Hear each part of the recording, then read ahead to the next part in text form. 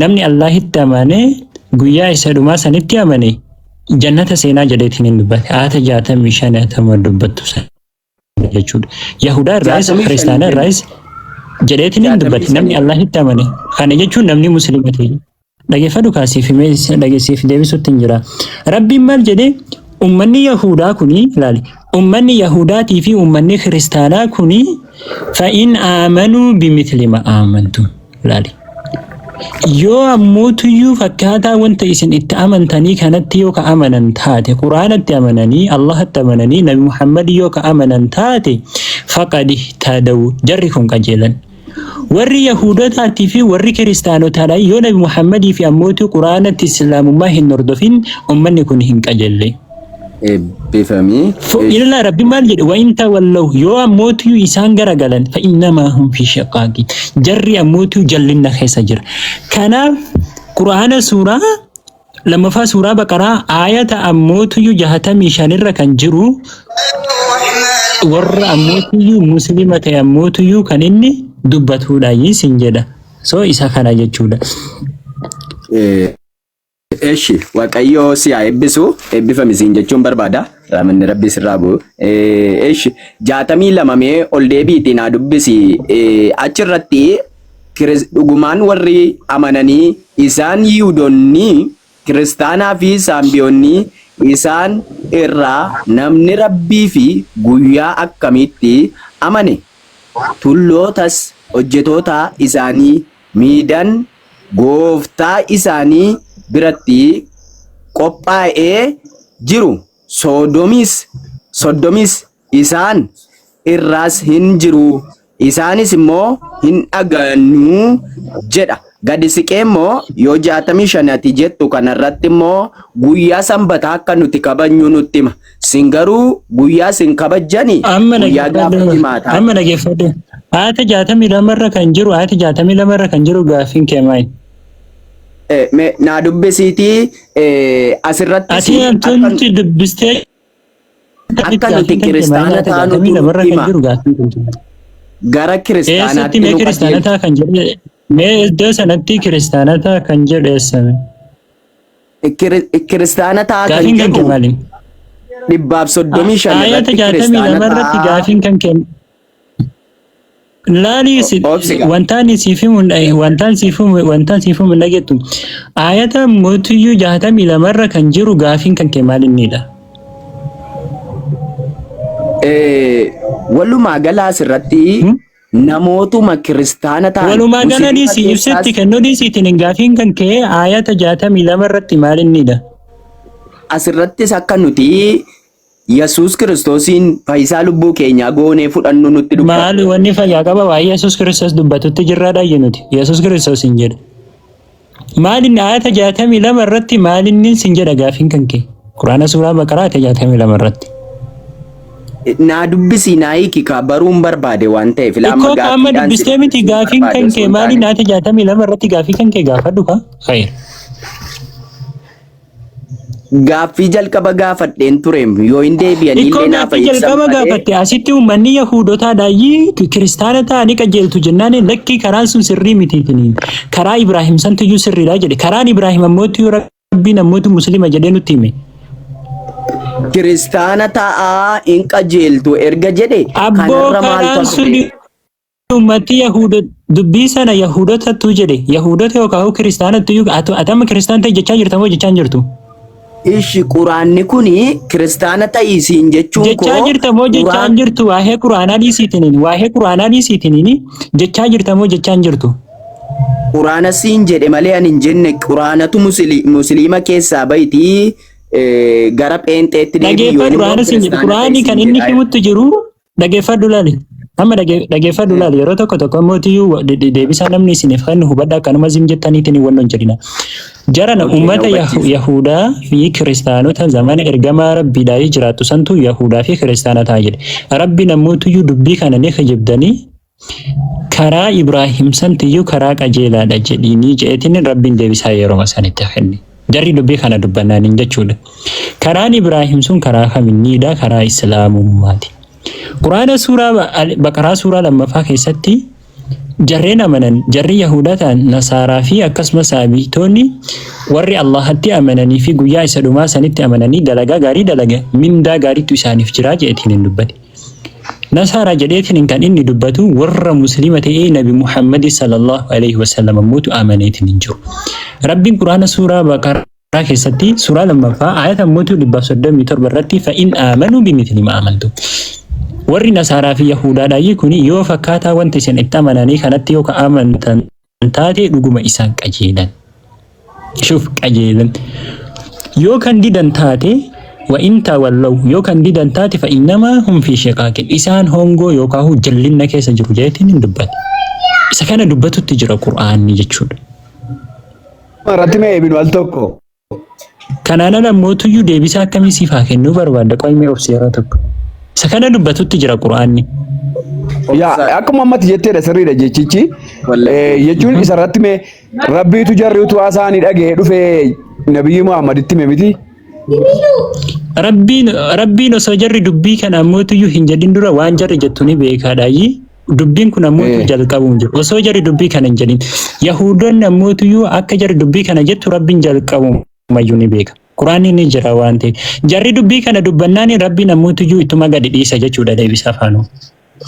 Okay, jararraa dhagee dhufee Nabiyyi Muhammaditti mee jechuudha Allaan. No, jararraa dhagee osoo jarri dubbii kana hin dubbatin dura ammootu dubbiin kun ammootu Quraanni ammootu kan inni jirudha. Fa innal Quraanni Nabi Muhammad irra kan inni bu'e jumlaadhaan miti yookaan bakka tokko ittiin buufame. Akkaataa namni waa jedhuun yookaan akkaataa wanti tokko argamuun ammootu kan inni irra bu'e. Achi dura ammootu Quraanni lawhal mahfuuz keessa jira guutuun isaadha jechuudha. Dubbiin kunis jechuudha. Osoo jarri dubbii kana hin dubbatin. Dubbiin kuni wanti tokko waa'inni tokko agamnaaniin Rabbiin subhaanahu wa ta'ala yeroo sana mootii kan inni itti gadi dhiisuudha jechuudha. Deebisaa yeroo sana kan itti kennu. Jedhi yaa Muhammad yeroo jarri dubbii sana dubbate. Karaa Ibraahim santu karaa qajeelaadha. Karaan Ibraahim suni karaa kamiinidha? Karaan Ibraahim karaa kamiinidha? Karaa musliimaati. Rabbi subhanahu wa ta'ala suuraa sada ayata 67 irratti Ibraahim muslima jedhetiin Ibraahimii fi Yaaqoob ammootii ilmaan isaaniitiif yaa banii inna Allah astafa lakum ad-diina falaa tamuutunna illaa wa antum muslimuun. Sigalee Ibraahimii fi Yaaqoob muslimoota taatan malee hin duuna jedhanii akeekachiisa isaan kennaatiin hin turan. Okay, galatoom. Ibraahim muslima erga ta'e Nabiyyi Muhammad ani jalqaba muslimaa ta'utti ergame maaliif jedhanire dogoggora? Fa innal awwala yanqasimu ilaa qismayni laali mutlaqa jedhameetiin hin jira akkasumas ammootu kaasummaa fi mutlaqummaa kan inni qabudha jechuudha. Jechi awwal jedhu kuni seelluga keessatti jechuudha. Rasuul sallallahu alaihi jalqaba musliimootaati jedhaniiti kan isaan dubbatanii jalqaba ammootuyyuu nama amantaa islaamummaa kana hordofe jechuudha yemmuu. Nama rabbiif ajaja fudhatudha amantaa islaamummaa. Laan dhageeffadhu. Nama rabbiif ammootuyyuu Ikko kaachitti iyyuu barani jalqaba nama amantaa islaamummaa hordofeedha miti yaa. Jalqaba nama amantaa islaamummaa hordofee jechuudha miti. Jalqaba rabbi achi duratti maal jedhanii dhageeffadhu. Qul inna salaatii wa nusukii wa mahyaaya wa mamaatii lillaahi rabbil aalamiin laa shariika lahu wa bidhaalika umirtu wa ana awwalul muslimiin jedhe. Salaanni saganni yookaan gorraasaan ibaadaan hundiniyyuu jiruu fi duutis rabbiif jedhiin. Achi keessatti rabbiin ammootu ibaadaa kana keessatti waa hilli tokko hin jiru. Ani jalqaba nama rabbiitiif masakamuutii jedhaniitiin dubbata. Eeyyan Nabi Muhammad sallam hawaasa itti ergaman kana keessadhaayi namni tokkos ammootu isa dura ammootu rabbii isaatiif ammootu hin masakamuu jechuudha. Waanuma ammootu ifa lafa jirudha jechuudha. Ilaamee ibinuu kolaan kanan jedhe ammani ati katti naalaataa jirtaan amma kan barbaanne quraanuma irraati odoon natti agarsiisaa deemte gaariidha. Amma fakkeenyaaf Nabiyyi Muhammad yoo hiikatti siif hin kennin akkam siyaagoon fire hiikanu gaafatu jirta barati. Jechuun maal afaan Oromoo baay'ee natti agarsiiftee nan dubbisa waan ta'eef rakkoon qabu. Maali afaan Oromootiin jechi awwal jedhu ilaal jechi awwal jedhu kanas ni siif hiikuun hin danda'a. Inni lammaffadha Rasuul sallallahu ana awwalul muslimiin jedhaniitiin kan isaan dubbatan. Ummata hawaasii itti argaman kana keessadhaayi namni tokkicha mootiyyuu rabbiidhaaf ammootuyyuu Nabi Muhammadin dura ammootuun ajajamu. Muslima jechuun ammootu ajajama jechuudha. Rasuul sallallahu ani nama jalqaba islaamummaa fideetiin jenne. Nama jalqaba islaamummaa fideetiin jenne waan ta'eef. Kooshee si dhaggeeffachaa manoolee egaa si dhaggeeffachaa manoolee maalifi namni yooma wal hubachaa deeme gaariidha waan ta'eef Gas jedhee. Farhan yoo salaatiin na bira ga'e beekani. Bakka ammaa naa baasite al tokko mee wanna konkolaachisaan jira waan ta'eef haa hubachiisuun al tokko. Eessa? I think boqonnaa jaala lakkoofsa 162 kaasee dubbisaa turte fakkaata. Kuninna salaatiin nama nagaya. Qaalu. 162 135 suulaa achi miti al tokko hin darba ko isaa isaa olle ko amma isaa amma dhugaa moo eenyu jedhu waliin haasaa turan tokko jedha jira. Anmiisni qabadhuure. Al tokko naa qabadhati. Okay. Eshi. Bantee jirta bakka isaa? Suuraa maalidha? Suuraa jaha. Suuraa naami miti. Suuraa naam boqonnaa jaha lakkoofsa 162 irraa jalqaba. Konseptiin isaa jechuudha. Dhugaa hin jirtaa? Jira ustaz. Mee dhaggeeffadhu bakka kanatti har'a akka ajaa'ibaatti sii deebi'a. Jalqaba garuu otoo achi hin deemin mee muslima jechuun maal akka ta'e duratti himnee awwalul muslimii isa jedhutti osoo hin deemin boqonnaa 2 lakkoofsa 134 fakka baasime baqaraa dura baasiti muslima ka jedhu maal akka ta'e dura wannaa jennu hiikasa achitti ilaalla dura. Boqonnaa 2 lakkoofsa 133.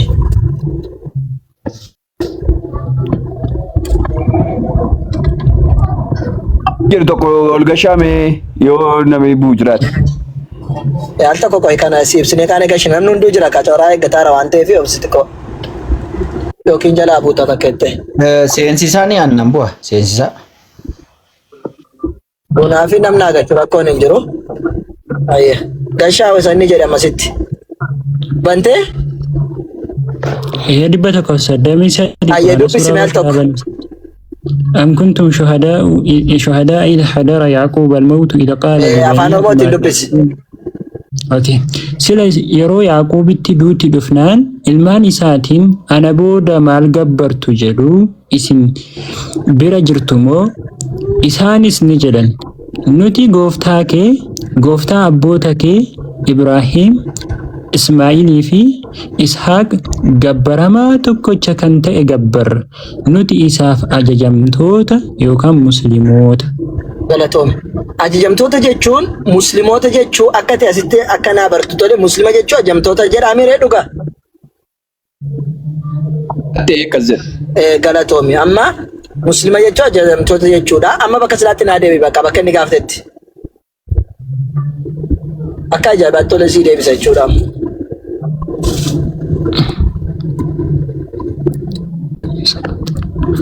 Okay. Afaan Oromootiin naa dubbisi. Qulinna salaatii kan jedhu baate. Okay. Jedhi dhugumatti salaanni kiyya, ibaadaan kiyya, jireenyi kiyyaa fi duuti kiyyas Rabbii gooftaa aalamaa qofaafi. Yaasin naa dhaabi qool tokko. Amma maal jedhamee Nabi Muhammad sallallahu alaihi wasallam ajajame? Jedhi yaa Muhammad sallallahu alaihi wasallam salaanni kiyyas, duuti kiyyas, jireenyi kiyyas, qalmi kiyyaa fi Rabbi aalamaatiif jedhii jedhee ajajenimi. Ajajadha kun. Ajaja. Tole. Itti fufi. Laa shariika laa. Shariikni isaaf hin jiru.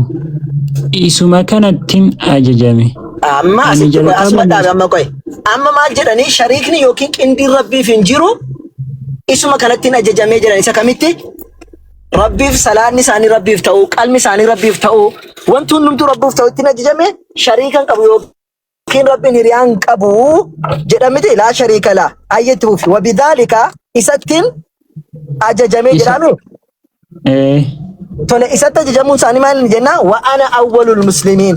Jecha amma rabbiin subhaanahu wa ta'ala salaanni kiyya, duuti kiyya, jireenyi kiyyaa fi qalmi kiyya kan rabbiiti jedhee kan na ajaje sana isa jalqabaa kan fudhatamee ajajamaa ta'e anadha. Isa jalqabaa natu fudhate ajaja saayyuu jechaara Nabi Muhammad sallallahu alaihi wasallam. Bakka allaka malee Islaama isa jalqabaatti Islaamaan irratti jalqaba jechaason jiran ajaja rabbiin subhaanahu wa ta'ala jedhe sana ajaja kana isa jalqabaa natu sabmiitii godhe ajajamaan anadha.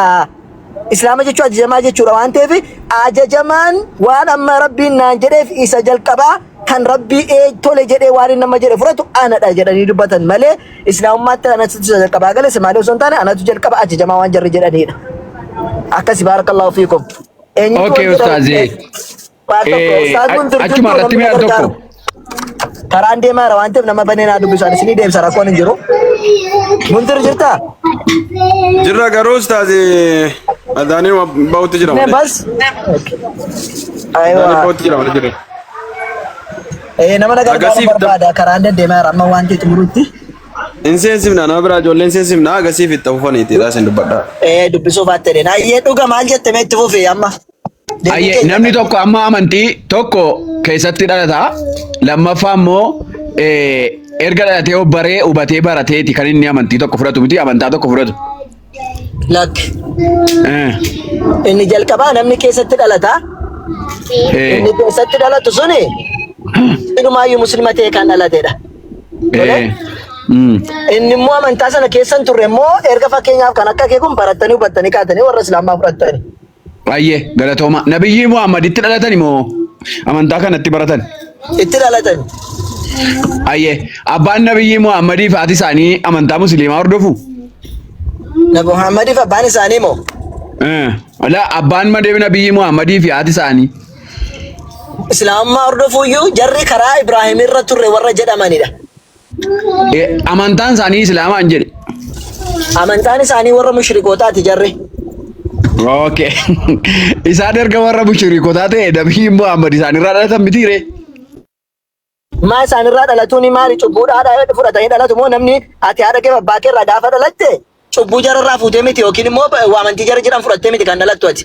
Ati An musliima cubbuun taate jenne. dhalatta qooyita. No, cubbuun jenne. Maarree maa kiristaanummaan wanta akka kiristaanummaa cubbuun jira moo?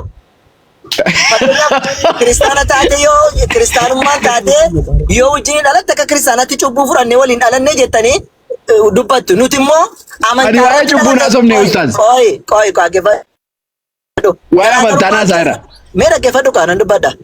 Ila nuti islaamummaa irratti dhalanna jenne malee islaamummaa fudhannee irraa fudhannee dhalanna hin jenne bar. Maatii keenya irraa fudhannee dhalanna hin jenne. Islaamummaa irratti dhalanna. Kana jechuun ijoolleen dhalattu kamuu muslimadhaadha. Ati kiristaana taate fakkeenyaaf haadha kee irraa horatte ati muslimumadha. Amma gaafa guddattee karaa jara si barsiisan barattee lakki ani Yesuusin qofan fudhadha ani maaloo qofan fudhadha jettee amma afaan keetiin lallabdee qalbii keetiin beektutti ati muslima. Gaafa garuu guddattee lakki ani waan kanan fudhadhu wanni kun dhaloota faana qalbii faana deemottee diddeennaan ati amantaa masallamte irra jirta jechuudha. Amma fakkeenyaaf isin ortodoksii turtan mini ustaaz. Ortodoksii irraa gara musliimaa dhuftan. Okay.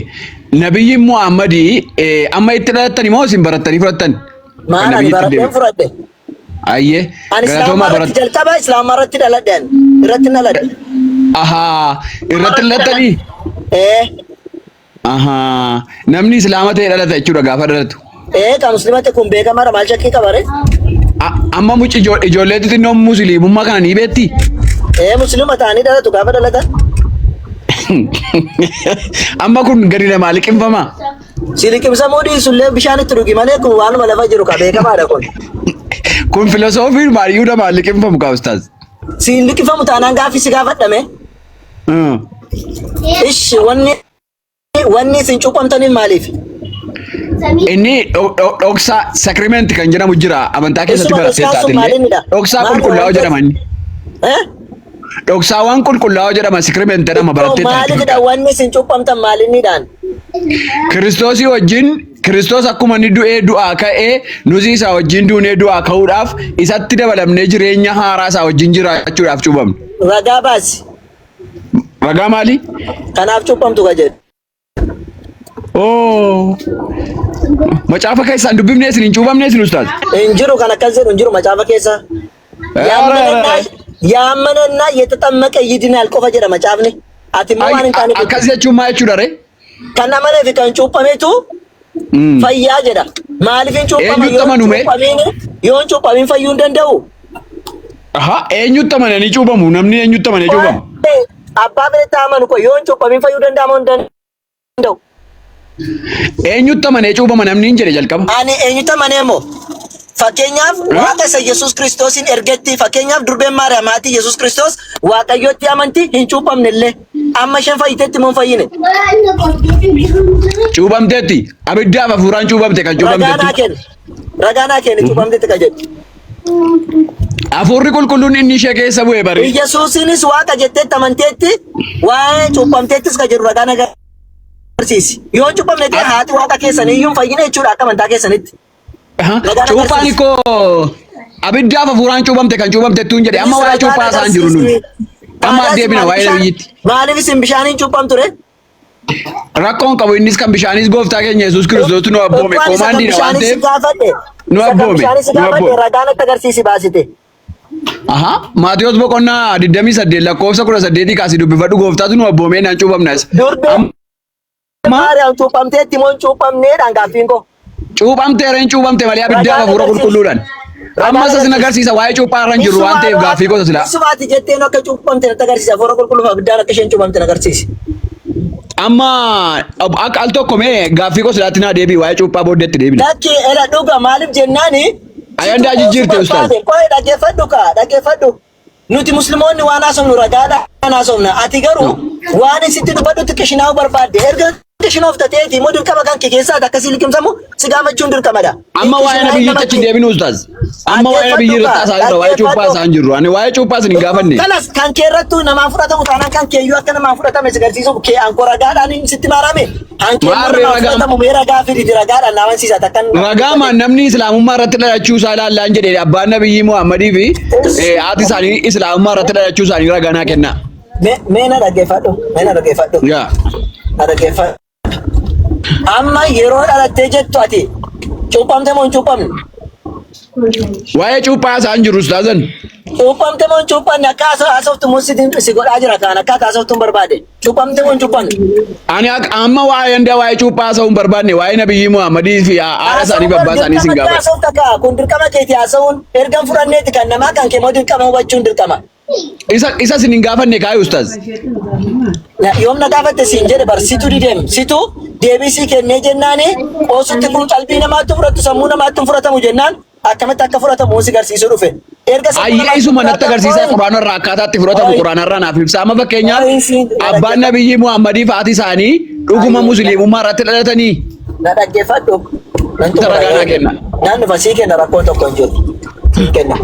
Amma gizeen waan tokko namaa fudhatamuu diduu dingata ijoolleen fakkeenyaaf innaa qorichaa dhaabti kennan hin diddiime maal fa'aa jala feetire kan isheen feetu asiira fa'aa karameellaa fa'aa minaamin miti baxabataniitu isa isheen qoricha fudhachuu didde kan akka isheen qoricha fudhattu itti naquufi qorichatti waan minyaawu yeroo itti naqan maal gooti isheen qulqulluudhuma jettee dhugdii garuu kan isheen dhugde asiira miti dawaadhaan wal makaadhaan hin fayyisa jechuudha booddee kanaaf ati dawaa qulqulluu fudhachuu diddee nadhaa jettee naani ani immoo itti si baxabateetaniin akka isaaf jaallattuun akka ijoolleen karameellaa jaallatu waan ati jaallattuun baxabatee dhugdee kaate akka ittiin fayyituufi malee waan biraadhaa miti wanti fidi.